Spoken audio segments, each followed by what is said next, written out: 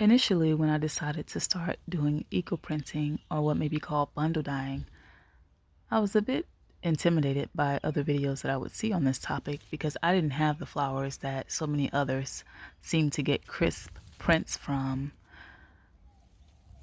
But eventually, I just settled into what I typically do in many other areas of my life. Just use what I have. In this video, I will show you how I use the flowers from my own yard, as well as those from around my area, to do eco printing or bundle dyeing on fabric.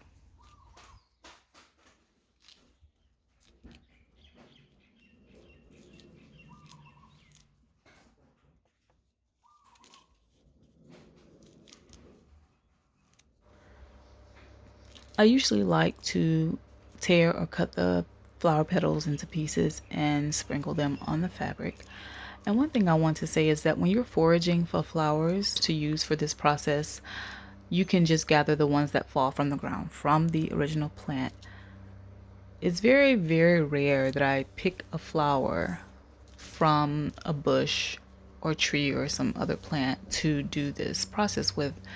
They typically just fall off, and those are the ones that I collect and use for the bundle dyeing. So when my hibiscus plants close up at night, the next day I'll pick those off if they haven't already fallen to the ground and use those.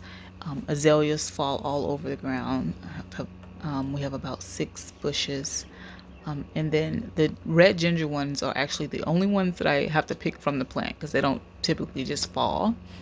However, I do make a point to choose the ones that are kind of on their way out. They're not as, I guess, perky or colorful as the newer ones that are blooming. So I'll get the ones that are possibly in the process of dying out or giving off shoots that can then be used for propagation. So that's just my way of doing things.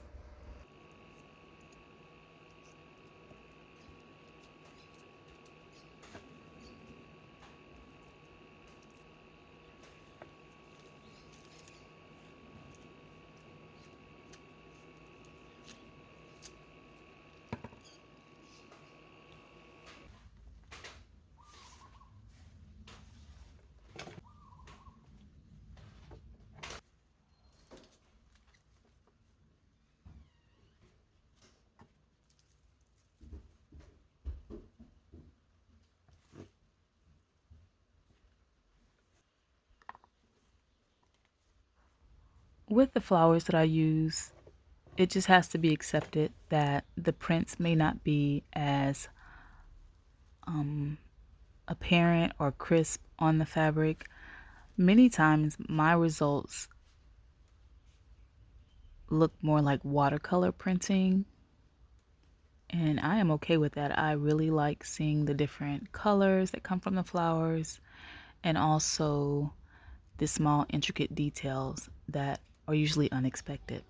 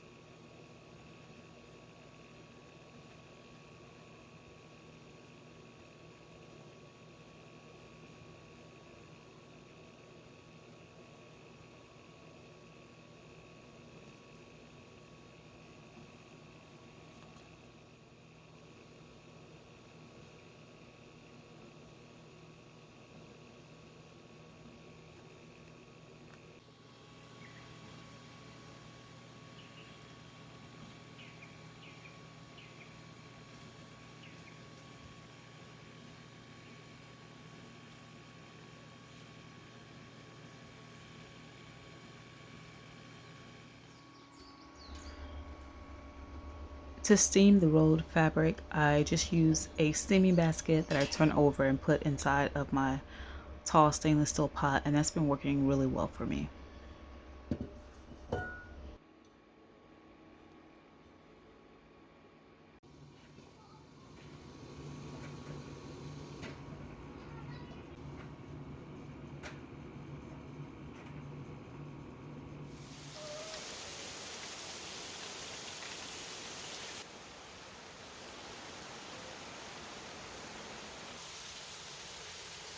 This piece ended up staying in the pot overnight.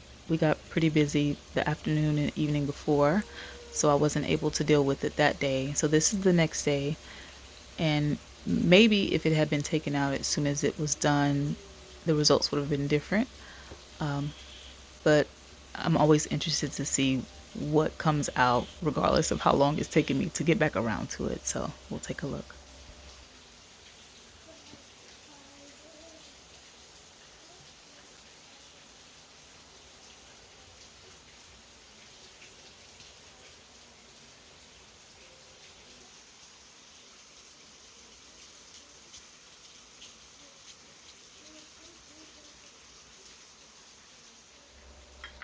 This is a really pretty colorful piece, and you'll see soon that the color is lighter once it dries. This one is still wet, but I ended up letting it dry and then ironing it a bit. I've used this little cloth to wipe off some of the plant material. Rinsing this will pretty much wash the color out. That's been my experience, even when I use mordants. So I typically just knock the pieces off with my hand or use a cloth to get the pieces off.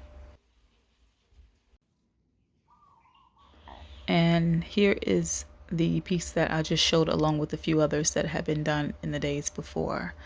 So this is usually how my pieces are looking when I do what's called eco printing. I guess I would rather call it bundle dyeing, as I've heard that term. To me, it seems more accurate for what I do and how mine turn out. My pieces turn out, but there are times when I do get some clear prints if I use certain kinds of flowers. So I just wanted to show you all my process for doing this. Maybe it could serve as some sort of inspiration for you. Thanks so much for watching.